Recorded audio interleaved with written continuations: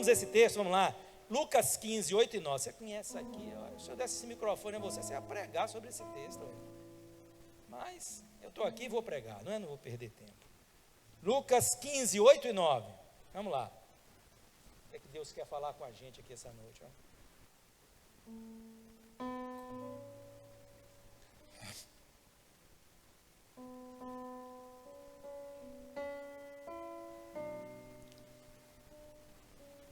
Deus colocou essa palavra no meu coração desde a semana passada,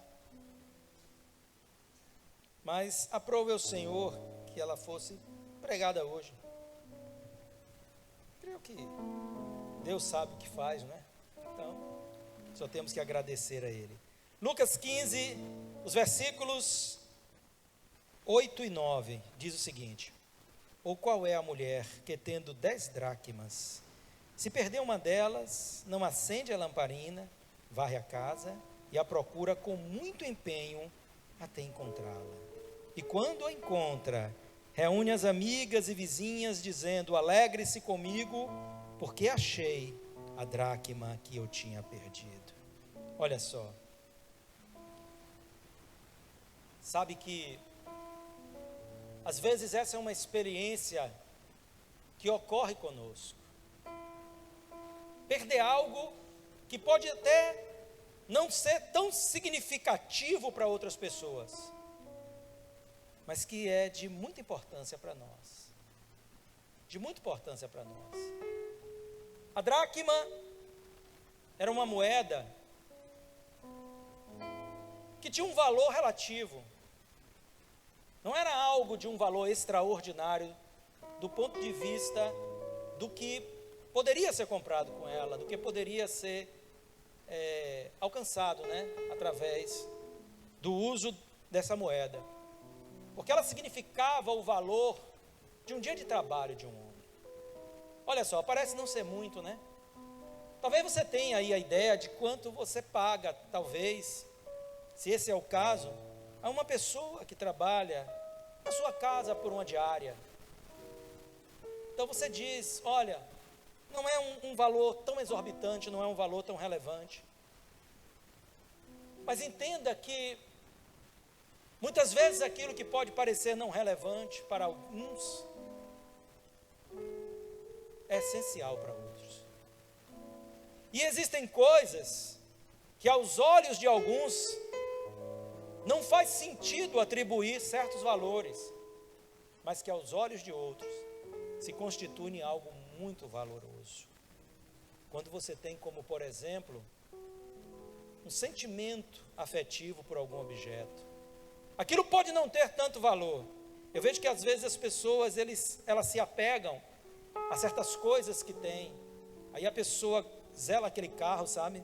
Trata aquele carro, só falta botar o carro debaixo da coberta para dormir ali junto com ele. Aí na hora de vender o carro, a pessoa quer atribuir o valor sentimental ao preço do carro. Não funciona assim, né? Porque existe um preço de mercado. Você pode até acrescer alguma coisa pelo estado de conservação, mas é muito pouca coisa. E, enfim, mas isso é porque a pessoa atribui àquele objeto um valor sentimental. Então, muitas vezes é assim. Existe aquilo que tem um valor porque tem um teor artístico, tem a assinatura de alguém que neste meio é relevante. Então você vai ver uma pintura de um destes pintores famosos. Quanto não custa um quadro de Picasso, não é? Acho que se você vendesse tudo que tem, talvez não chegasse nem a uma 10ª parte daquilo que você precisava para comprar um quadro desse, né? Com certeza é um valor muito alto. Mas sabe o que acontece? Eu não sei se você já teve a oportunidade de ver um quadro desse, uma pintura dessa em algum lugar. Eu não digo nenhuma foto, mas veja pessoalmente. Você já viu em algum lugar um quadro? Eu já tive a oportunidade de ver na casa de uma pessoa. E, sinceramente, aquilo não parece que tenha um porquê de se atribuir tanto valor àquela obra, sabe? Mas eu não sei se é a fama do pintor, ou por que se atribui tanto valor a estas coisas. Por que o ouro vale tanto? Quem disse ao ouro que ele tinha que valer tanto? Não é apenas o metal? É porque brilha? É porque é amarelo? Você já parou para pensar nisso? Mas vale muito, né? Vale muito. Então, é necessário que nós compreendamos isso. Mas existem coisas que valem porque valem para você. Porque para você significa muito. Uma dracma era um dia de trabalho, essa mulher tinha 10 dracmas. Mas um décimo do que ela tinha, podia ser um dia de alimento na sua casa. Podia ser um dia para suprir a fome dos seus filhos. Podia ser um dia para pagar o medicamento que alguém de casa precisasse. E não importa o valor daquilo que você precisa, pode custar R$10, mas se você não tem, aquilo se torna algo de um valor imenso para você.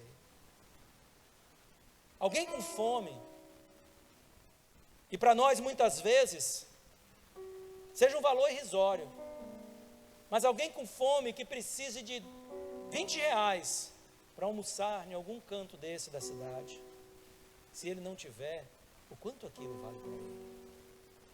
Porque aquilo significa a diferença entre a fome e estar saciado,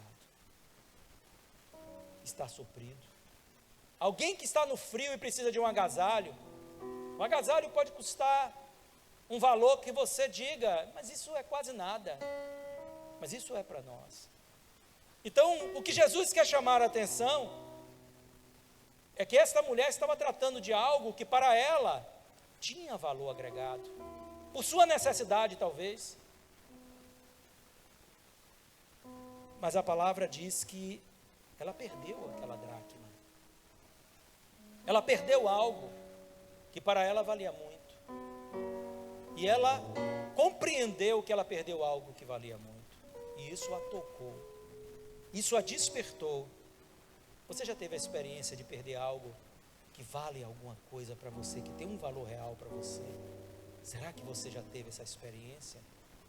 Tanto do ponto de vista financeiro, mas não tem a sua mente só nas coisas que são relativas à matéria, exteriores, não.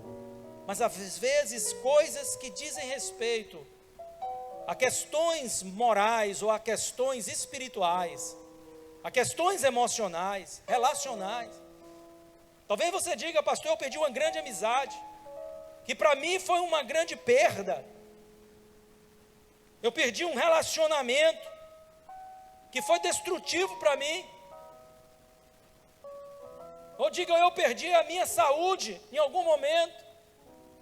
Eu que era uma pessoa saudável, hoje sou alguém que vive atribulado pelas enfermidades. Olha aí, então você perdeu algo. Que possa ser que alguém olhe e diga, não, mas você está aí, mas não sabe o quanto isso traz sofrimento a você, o quanto isso impõe dor a você. As coisas são assim.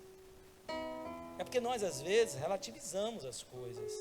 Eu também não sou daquele que abana o fogo, sabe, da autocomiseração das pessoas. Eu acho que nós que temos Deus, temos tudo logo na partida. Mas às vezes essas coisas significam muito. E como é que você lidou com a perda? Porque às vezes o problema não está em perder, mas como lidar com a perda. Se você bem observar o texto, e você puder fazer um resumo disso, você poderia dizer que o problema maior aqui não foi a perda, ou talvez aquilo que seja mais relevante, não foi a perda, mas como ela lidou com a perda. E eu quero chegar lá com você. Como lidar com as perdas que venham a acontecer na sua vida, ou que já aconteceram na sua vida. Porque uma coisa é você perder, e tem muitos entre nós que estão perdendo, muitos cristãos que estão perdendo muitas coisas. E como estão lidando com essas perdas? Muitos até cruzam o braço, muitos se conformam, muitos aceitam isso como se não pudesse ser diferente. Será que não pode ser diferente mesmo? Ou porque você não quer lidar com essa questão e resolver essa situação?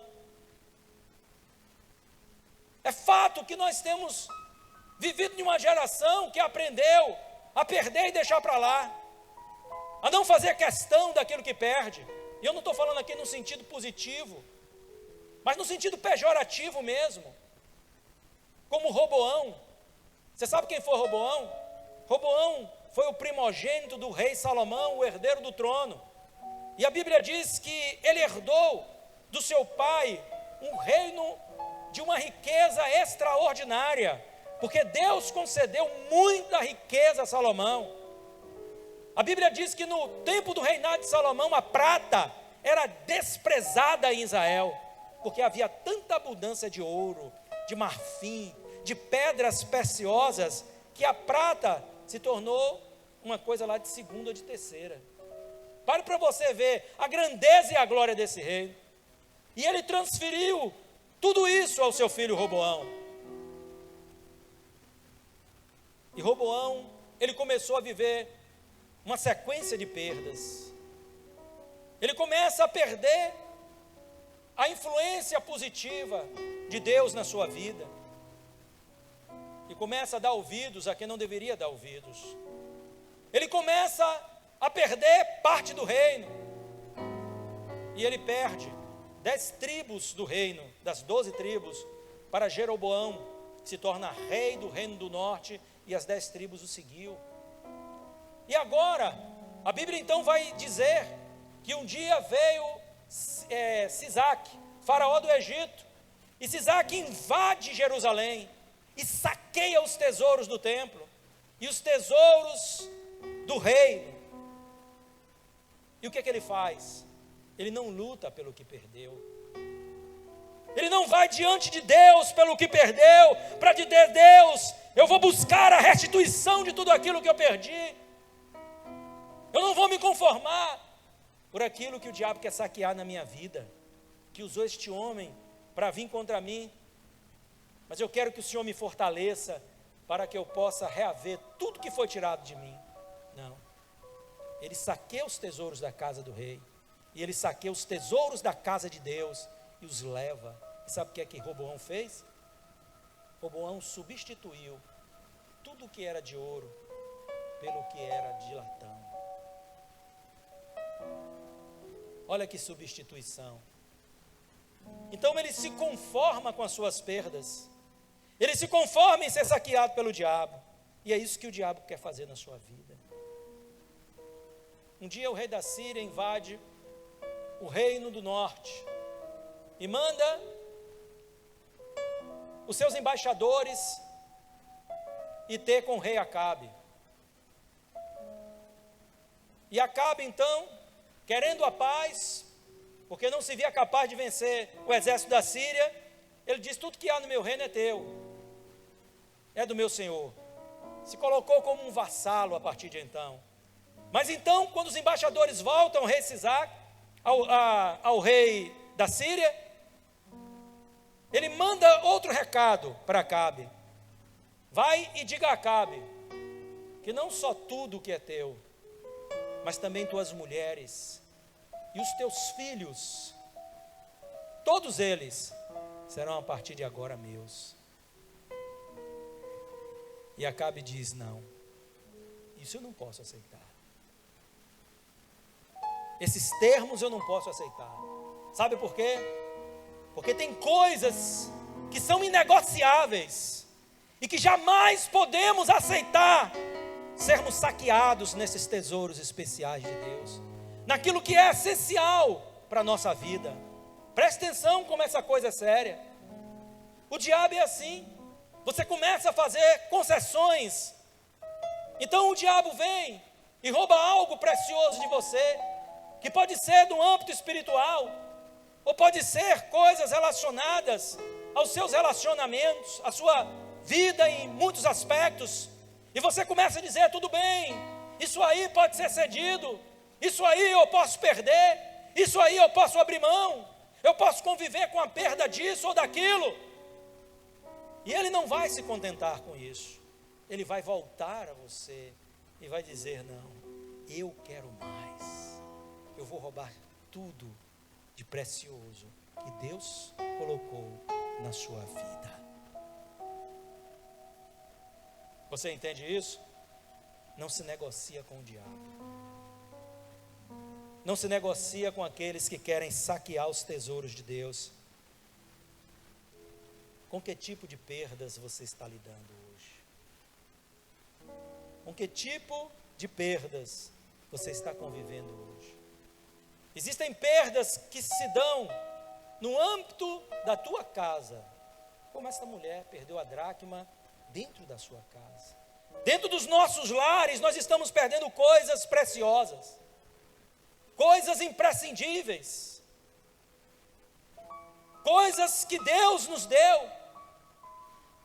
Pessoas que estão perdendo os seus relacionamentos conjugais, perdendo suas alianças.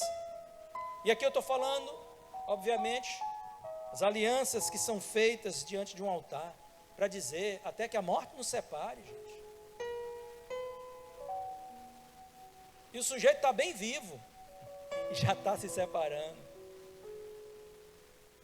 Não é verdade? E sabe o que é que se ensina hoje? Não perca seu tempo lutando por essas coisas, não. Parte para outra. Parte para outra. Não vale a pena lutar por essas coisas. E as pessoas dão mais ouvidos ao que o diabo está dizendo do que o que Deus tem a dizer sobre isso. Lembre-se que com Cristo você é mais do que vencedor. Nele você é mais do que vencedor. Então, dentro do seu lar, às vezes a paz está sendo roubada. Existe uma confusão que está se alastrando ali. Às vezes a saúde é roubada e traz muita perturbação dentro do lar.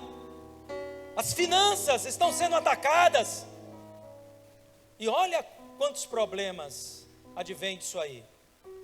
Não é verdade? Desestrutura a relação familiar. Que mexeu no bolso, mexeu na cabeça das pessoas, né? Não é brincadeira.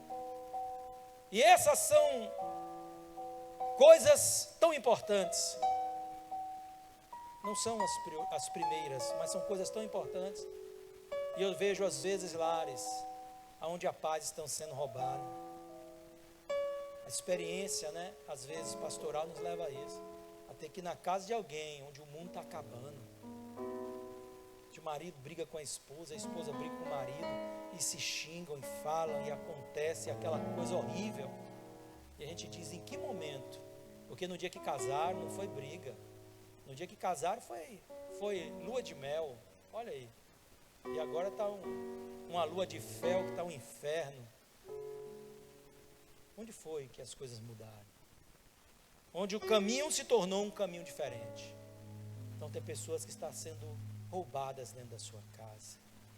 Como o rei mandou dizer a Acabe, rei da Síria, não só tuas finanças, teus bens, mas eu quero tudo, eu quero tocar em tudo que é teu. Tudo que é teu, a partir de agora será meu. E às vezes nós estamos nos conformando com isso. Nós estamos nos conformando com a falta de harmonia, com a falta de presença de Deus em nossa casa, com a falta de estarmos ali vivendo a nossa fé dentro do nosso lar. Josué diz, eu e a minha casa serviremos ao Senhor. Nós vamos fazer de nossa casa, a palavra de Josué, eu estou aqui parafraseando o que Josué disse, nós vamos fazer da nossa casa uma casa em que Deus vai se agradar. Uma casa onde Deus vai estar conosco. espiritualmente falando, sua presença estará ali, e a sua bênção estará ali conosco. Nós vamos edificar essa casa, e essa casa vai ser uma casa de paz, uma casa de bênção, uma casa de vitória. Eu vou dizer uma coisa a você: o que falta não é a presença de Deus às vezes, mas é o entendimento do que você tem. É o entendimento do que você tem.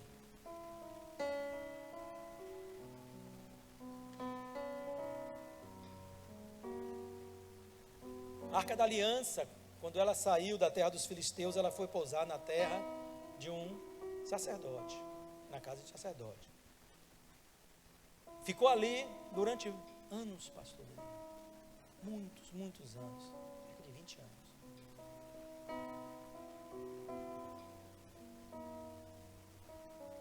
O que aconteceu na casa dele? Então ela foi para a casa de outro sacerdote. 3 meses. 3 meses. A Bíblia diz que Deus visitou a casa daquele homem e fez uma obra extraordinária ali. Aquela casa prosperou. Não era a mesma arca, mas nem sempre nós discernimos a presença de Deus e sabemos extrair o melhor da presença de Deus. A presença de Deus pode estar em sua casa durante anos e você não desfrutar disso, porque você não entendeu o que Deus está fazendo. Isso é muito sério, irmão, e você precisa prestar atenção nessas coisas. Mas muitas vezes também você está sendo despojado na sua casa espiritual. Nós somos o templo do Espírito Santo, diz a palavra de Deus. No dia em que nós entregamos nossa vida a Jesus, o Espírito Santo vem fazer morada em nossa vida. E Ele vem fazer morada em nossa vida porque Ele tem uma missão. Ele veio para nos ensinar aquilo que é de Cristo, para falar de Cristo, para nos instruir no caminho do Senhor, o Senhor da igreja, Jesus. Então Ele está aqui para isso, para nos edificar, para nos fortalecer, para nos levar a novos patamares de adoração e de vida em santificação, nos direcionando em tudo que devemos fazer, para que não andemos em caminhos tortuosos, mas sigamos o bom caminho do Senhor para a nossa vida. Mas não é incomum nós lidarmos com pessoas que têm sido saqueadas naquilo que é espiritual, que diz respeito à sua casa espiritual. Como está a tua vida com Deus? Como é que está o seu relacionamento com Deus? Como é que está a tua vida de santificação? Como é que está a tua vida de busca ao Senhor? Como é que está essa unção sobre a tua vida? Esse poder divino em você, em sua vida? Como é que está seu relacionamento com Deus, no aprendizado da palavra, no crescimento da graça e do conhecimento do Senhor, como a Bíblia nos manda viver? Crescendo na graça e no conhecimento de Cristo. Talvez essas coisas tenham sido tiradas de você. Cadê o ministério que você servia a Deus? Às vezes Deus transiciona, mas Deus nunca tira de você para deixar vazio. Eu quero que você pense nisso. Onde está o servo que Deus quer que você seja? A serva que Deus quer que você seja? Onde está o teu compromisso com Deus? Onde está a tua vocação? O cumprimento da tua missão? Nós estamos vendo um mundo perdido, um tempo que se abrevia, e muitas vezes, aquilo que nos fora confiado por Deus, Jesus nos confiou a sua missão, a missão de resgatar as pessoas que estão aí fora, levando o evangelho da salvação enquanto é tempo. E muitas vezes nós estamos abrindo mão de coisas como essa, de honras como essa. E tem muitas pessoas que não percebem, mas às vezes o saque está aqui dentro da igreja e você está sendo uma vítima do inimigo, permitindo que o diabo roube a sua vocação, seu chamado tão precioso, tão importante, aquilo que você tem a fazer e a servir.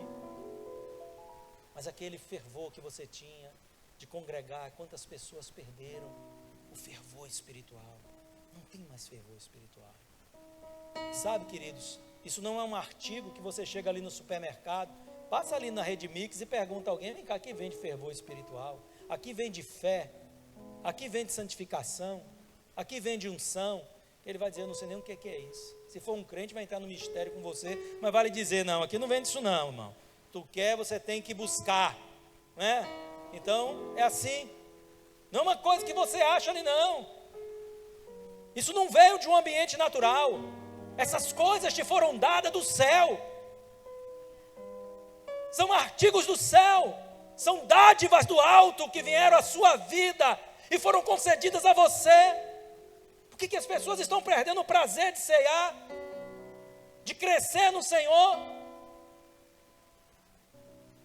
Estão sendo roubadas dentro da própria casa de Deus, daquilo que é importante para a vida delas, e não se dão conta disso. Mas olha só, Jesus então vai dizer que tem coisas, dizer através dessa parábola, que tem coisas que não temos como abrir mão, tem coisas que não temos como apenas aceitar a perda. Olha para quem está do teu lado e fala isso com ele: não aceite a perda de nada do que Deus te deu. Nada do que Deus te deu. O que Deus te deu é essencial para a sua vida. O que Deus te deu não pode ser tirado de você. O que Deus te deu, segura, porque é teu. Jesus Cristo, ele vai dar um recado na finalização, né, da sua fala às igrejas, as 7 igrejas da Ásia. Ele mandou que João escrevesse, e ele diz: cuidado, para que ninguém tome a tua coroa.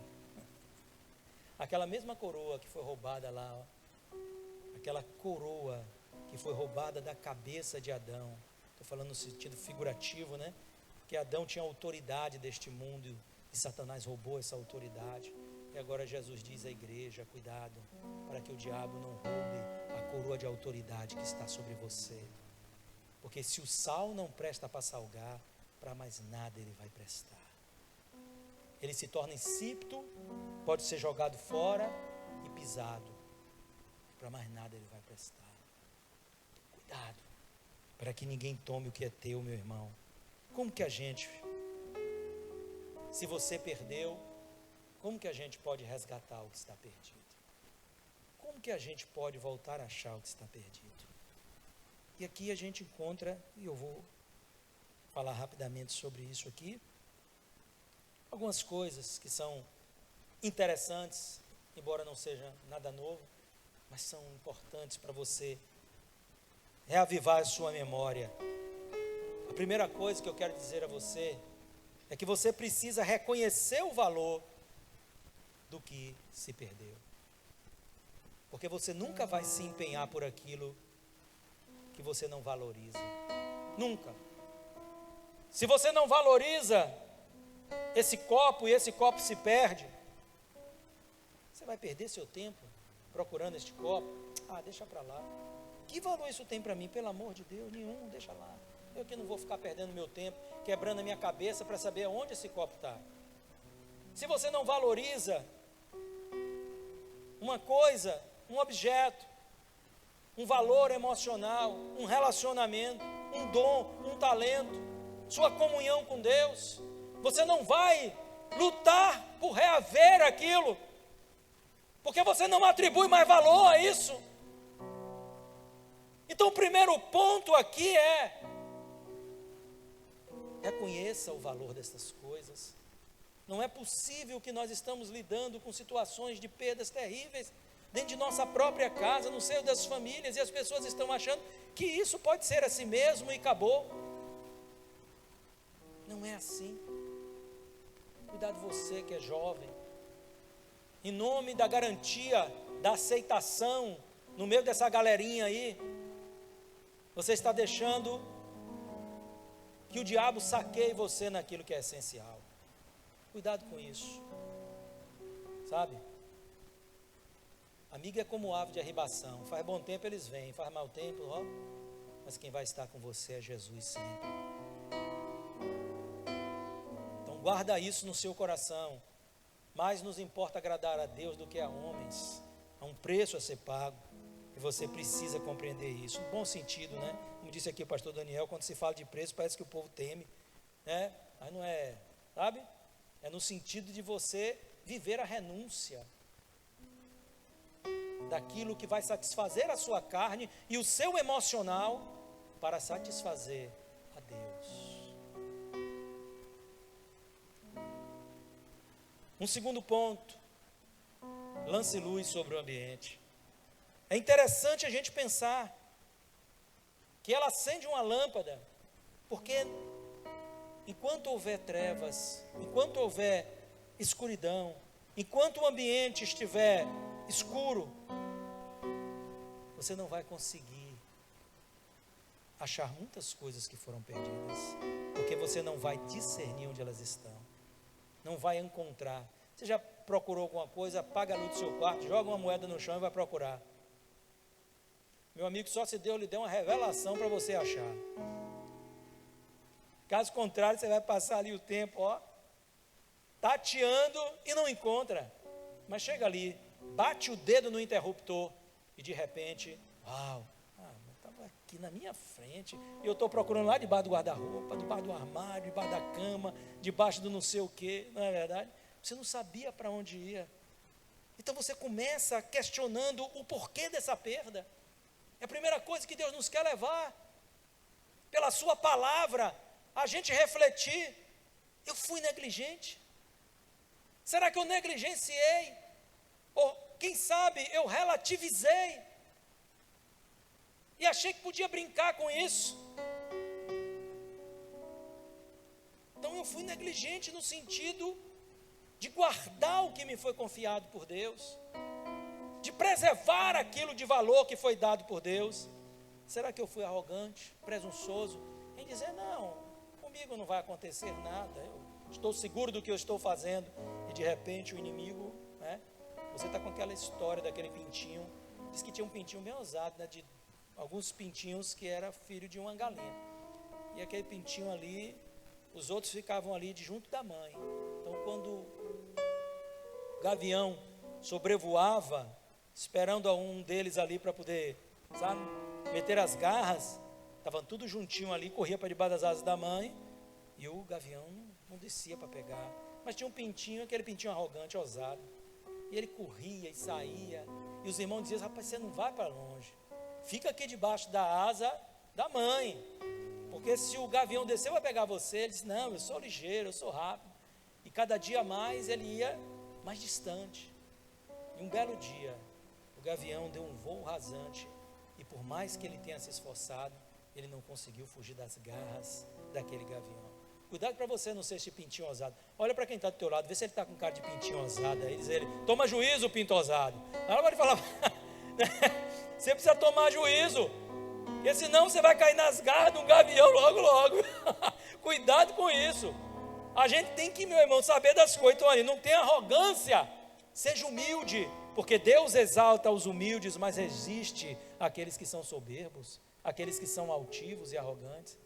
Então Deus vai te dar vitória quando você for uma pessoa humilde e reconhecer que você não é tudo isso que você pensa que é.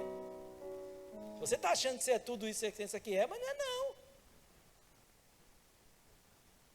Você precisa de Deus na sua vida para garantir você, assim como eu também. Eu preciso de Deus para me garantir, porque eu não sou isso tudo que penso que sou, não é? Então a gente às vezes é presunçoso, mas Deus é quem tira essa presunção pela obra dele em nossa vida. Será que eu fui precipitado? Será que eu não esperei o Espírito Santo me guiar, Deus falar comigo? E aí eu tenho que acender na lâmpada. E eu tenho que procurar saber as causas, porque as causas me levarão a saber o caminho que tomar para resolver isso. E quando eu descubro que talvez o meu problema tenha sido a relativização, a negligência, a arrogância, a precipitação, ou coisas como essa que você poderia aqui comigo citar tantas, eu posso permitir que a palavra entre, o Espírito trabalhe em meu coração e minha vida, e me reconduza à conquista ou à reconquista dessas coisas. Eu quero reaver o que eu perdi. Eu não me conformo em ter perdido isso. Eu não me conformo em ter perdido minha comunhão com Deus. Eu não me conformo em ter perdido o meu dom, o meu ministério, aquilo que Deus tinha na minha vida. Eu não me conformo, eu posso perder tudo que não é de Deus. Tudo que não era de Deus na minha vida, Deus pode tirar. Mas o que é de Deus na minha vida, eu não vou perder.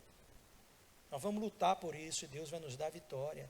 Então, um ambiente sem luz é propenso a manter as coisas ocultas, mas joga a luz em cima, que você vai ver onde as coisas estão.